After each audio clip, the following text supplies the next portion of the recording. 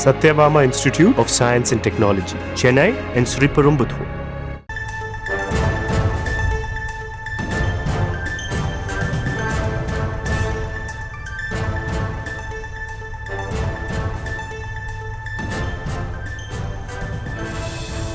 நீதிமன்ற அவமதிப்பு வழக்கில் மூத்த IAS அதிகாரி அமுதா நேரில் ஆஜராக இருக்கிறார். நீதிமன்ற உத்தரவை நிறைவேற்றாத வருவாய்த்துறை அதிகாரிகள் மீது நடவடிக்கை கோரிய வழக்கில் அவர் நேரில் ஆஜராக இருக்கிறார்.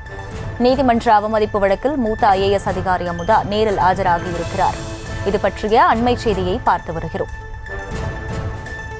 நீதிமன்ற உத்தரவுகளை நிறைவேற்ற மாவட்ட ஆட்சியர் உள்ளிட்ட வருவாய்த்துறையினர் 3 ஆண்டுகள் காலதாமதத்தில் ஈடுபட்டிருந்த நிலையில் நீதிமன்ற உத்தரவை நிறைவேற்றாத வருவாய்த்துறை அதிகாரிகள் மீது நடவடிக்கை கோரிய வழக்கில் மூத்த IAS அதிகாரி அமுதா நேரில் ஆஜராகி இருக்கிறார். இது பற்றிய மற்றொரு அண்மை செய்தியை பார்த்து வருகிறோம்.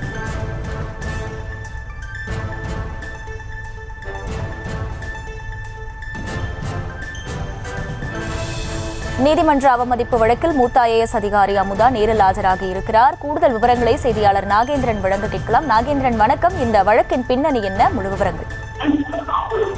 வணக்கம். தூத்துக்குடி மாவட்டத்தில் துணை ஆட்சியராக பணியாற்றிய செல்வநாயகம் என்பவர் பணி ஓய்வு பெற வேண்டிய நாளில் உரிய காரணங்கள் சொல்லாமல் பணி இடைநீக்கம் செய்யப்பட்டுள்ளார். அந்த காரணத்திற்காக பணி இடைநீக்கம் செய்யப்பட்டது. என்ன காரணத்திற்காக இடைநீக்கம் செய்யப்பட்டது? எனது பணி இடைநீக்கத்தை ரத்து செய்து எனக்கு வழங்க வேண்டிய பணி ஓய்வு பண பலன்களை வழங்க வேண்டும் என மனு தாக்கல் செய்திருந்தார். இதேபோல் திருநெல்வேலி முருகேஷ் நீதிமன்ற உத்தரவை நிறைவேற்றாத வருவாய்த்துறை அதிகாரிகள் மீது நடவடிக்கை எடுக்க வேண்டும் என அந்த மனு தாக்கல் செய்யப்பட்டுள்ளது. இந்த வழக்கு நீதிபதி பட்டு தேவானந்த் முன்னிலையில் விசாரிக்க வந்தது. அப்போது தமிழக வருவாய்த்துறை முதன்மை செயலாளர் அமுதா IAS நேரில் ஆஜராகியிருந்தார்.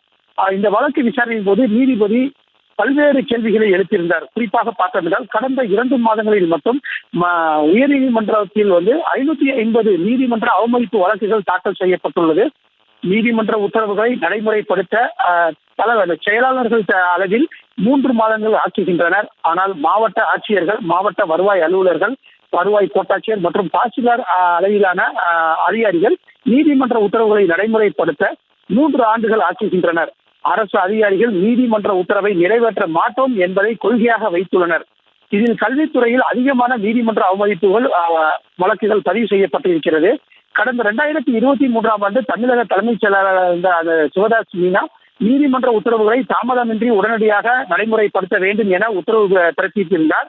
இது தொடர்பாக அறிக்கையும் அனுப்பியிருந்தார். ஆனால் தலைமைச் செயலாளர் உத்தரவை எந்த அதிகாரிகள் நடைமுறைப்படுத்தினார்கள், அதே போன்று எத்தனை அதிகாரிகள் இதனை நடைமுறைப்படுத்தினார்கள் எனவும் கேள்வி எழுப்பியிருக்கின்றார். தலைமைச் செயலாளர் உத்தரவிட்டது தேவையற்றதா எனவும் நீதிபதி கேள்வி எழுப்பியிருக்கின்றார். அனைவரும் சட்டத்திற்கு உட்பட்டவர்கள் தான், அரசு உயர் அதிகாரிகள் யாராக இருந்தாலும் சட்டத்திற்கு கட்டுப்பட்டவர்கள் தான் எனவும், தவறு செய்யும் அரசு அதிகாரிகளுக்கு துணை போகவில்லை எனவும், ஆனால் உயர்நீதிமன்ற உத்தரவை ஏன் நிறைவேற்ற மறுக்கிறீர்கள் எனவும் கேள்வி எழுப்பியிருக்கின்றார்.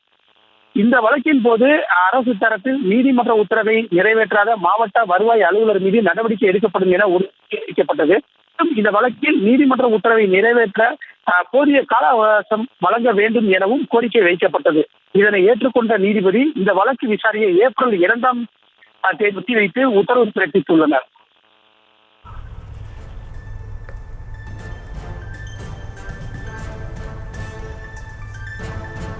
விவரங்களுக்கு நன்றி நாகேந்திரன்.